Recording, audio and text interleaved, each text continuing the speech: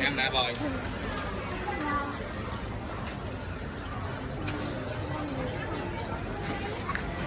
Mày con nhớ này. Nó mà mày cho ai á nó mày cho ai tao mẹ đấy, tao mẹ. Bơi. Bơi ngâm nè bơi.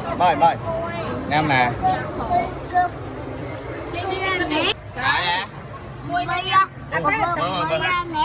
Bơi phá xô mờ.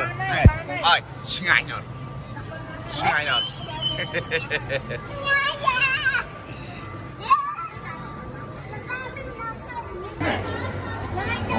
Mặt tay nhây nha mình còn mặt tay nhây rồi.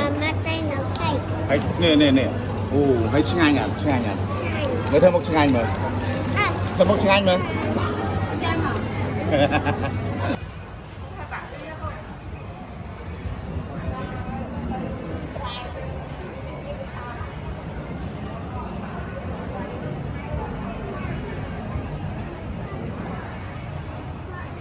Rồi.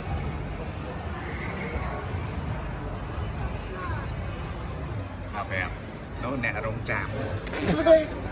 Nè rong chạm.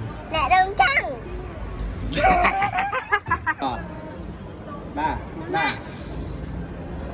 Chị trê tôi đã bẻ bà. Chị trê tôi quay bài mến. Tôi quay bài đó. Quay map ơi.